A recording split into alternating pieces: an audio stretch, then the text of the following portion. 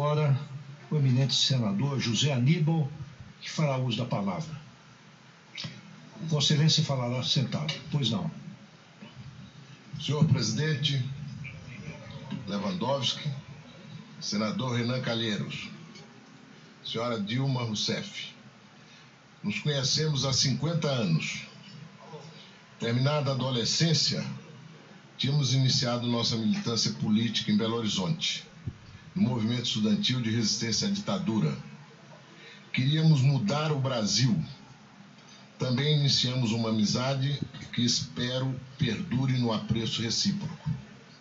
A senhora sabe, eu torci por você como presidente do Brasil até meados de 2012, quando publicou a famigerada medida provisória 579, que artificialmente desorganizou o setor elétrico e o fez mergulhar numa crise que perdura. Por sua determinação, nenhuma das 400 emendas apresentadas à MP foi considerada. Afinal, movida por uma postura autocrática, a senhora tinha um claro propósito político-eleitoral. Então, constatei que sua motivação impulsiva em reduzir a conta de luz na marra resultaria em dar com mão pequena o que logo a seguir seria retirado com mão grande. Com efeito, como gostava de dizer Celso Furtado, que estudamos juntos, pouco depois, todas as famílias brasileiras pagaram, em média, 5 vezes mais o equivalente ao desconto que receberam. Não estou aqui para julgar a senhora. Seria penoso para mim. Mas vou julgar suas pedaladas, seus decretos, seus crimes de responsabilidade e o conjunto de sua obra que tanto sofrimento impõe ao povo do Brasil. Presidente, seu governo já não existe mais. Em horas já não existirá mais a sua presidência. Nós não faremos aqui mais do que o que determina a Constituição e o que é o anseio da imensa maioria dos brasileiros, mobilizados aos milhões pelo desejo intenso de mudanças. Afinal, o legado que a senhora nos deixa nos está levando a um retrocesso devastador.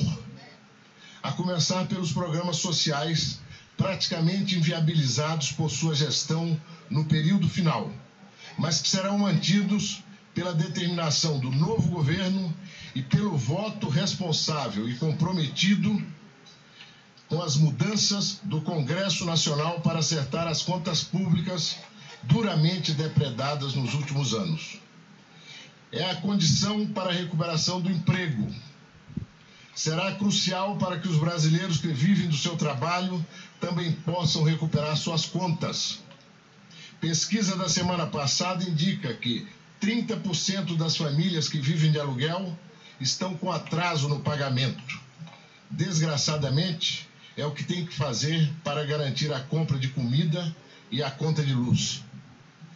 Presidente, a senhora se tornou uma especialista, e nós vimos aqui ao longo do dia hoje, em terceirizar suas responsabilidades. O BC americano é o culpado pela desvalorização do real. A crise internacional é culpada pela queda do PIB. No entanto, a economia brasileira, nos últimos 3 anos, cresceu 2,72% menos do que as demais economias, em média, da América Latina. Os técnicos do planejamento são os culpados pelos decretos. O Banco Central é o culpado pelo não reconhecimento das pedaladas. Eduardo Cunha é o culpado pelo desastre fiscal. O fato é, presidente, que as empresas do Brasil, estatais, os bancos públicos, os fundos de pensão para os quais, no caso dos Correios, funcionários, 100 mil ativos e inativos ou mais, vão ter que contribuir com mais 17% durante 23 anos para recuperar o rombo deixado por sua gestão. E não é diferente nos outros. A senhora sabe que não tem a mais mínima condição de continuar a governar. Durante essas longas horas aqui hoje, a senhora não teve a humildade de reconhecer qualquer dos seus graves erros. seja como presidente do Conselho da Petrobras, Pasadena, seja em todos os outros episódios desastrosos e, finalmente, na devastação das contas públicas. Não resta... Alguns segundos para complementar, por gentileza. Resta a nós outra alternativa senão puni-los em obediência à Constituição e às leis. Pois não. Senhora Presidenta, com a palavra.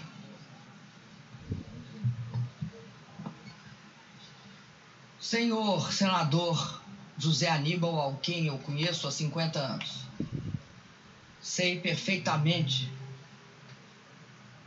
da forma pela qual o senhor se conduz.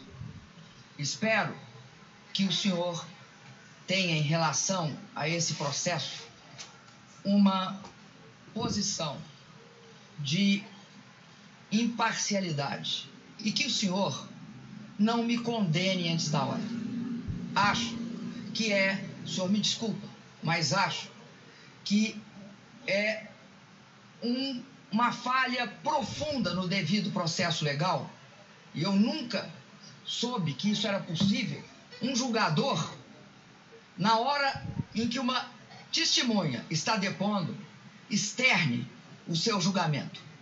Lamento, senador Zé Aníbal, que o senhor não cumpra os mínimos princípios do devido processo legal, que me assegura amplo direito de defesa. E fico estarrecida por isso partir do senhor, que me conhece há muitos anos.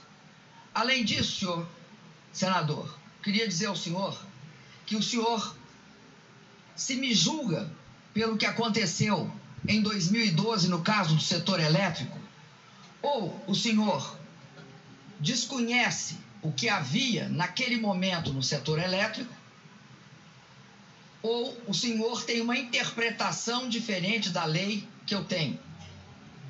Por quê, senador? Porque aquela mudança não se deve a uma tentativa de reduzir eleitoralmente, ou para efeitos eleitorais, reduzir em 12 para efeitos eleitorais, em 14, a tarifa de energia elétrica. Se deve a uma coisa, senador, que esse país tem de passar a respeitar. A gente tem de respeitar contrato. Para respeitar contrato, a gente respeita contrato quando beneficia o concessionário. E a gente respeita contrato, senador, quando beneficia o usuário, quando beneficia a população. Naquele momento, senador, os contratos que foram diminuídos foram aqueles que estavam vencidos, senador. Por quê?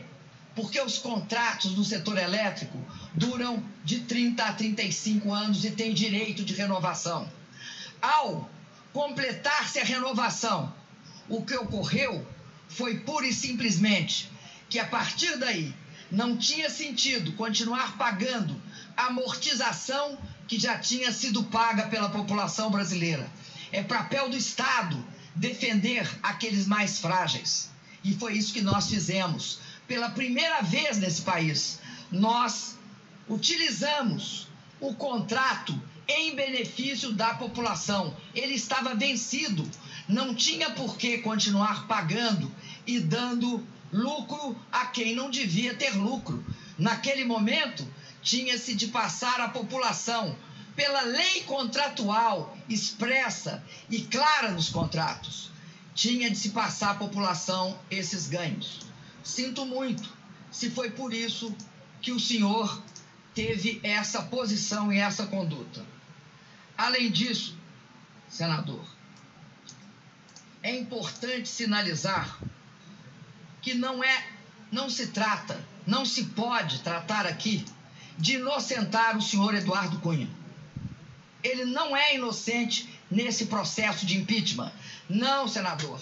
Este processo de impeachment tem um desvio inicial, o chamado pecado original, reconhecido inclusive por um dos meus acusadores, a chantagem explícita. Então, senador, não pretendo transferir as minhas responsabilidades, mas peço ao senhor que também não transfira as tuas, como já tentaram transferir aqui. Para quem? Para os movimentos de rua. Quando eu já disse, os movimentos de rua apoiavam o senhor Eduardo Cunha.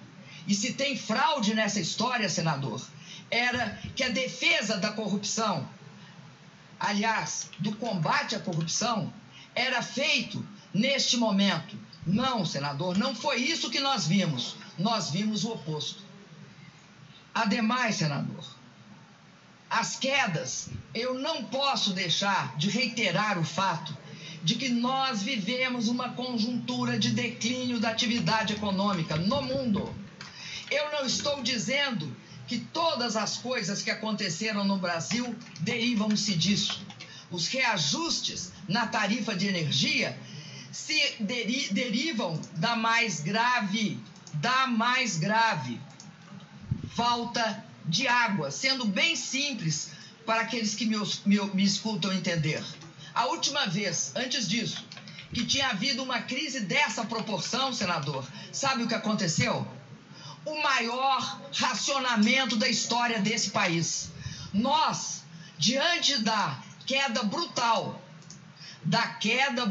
do nível de águas, que no seu estado resultou no chamado volume morto, abaixo do volume morto, no setor elétrico, nós utilizamos o mecanismo que a lei aprovou, que é ligar as térmicas, porque esse sistema hoje no Brasil é hidrotérmico. E as térmicas, senador, custam caro, porque o senhor paga combustível. Com as hidrelétricas, o senhor não paga a água, o senhor não paga o combustível.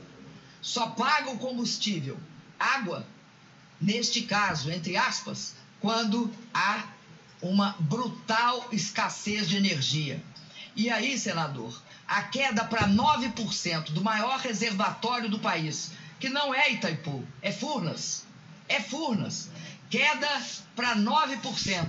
No passado, senador, criava todas as consequências adversas e perversas do racionamento.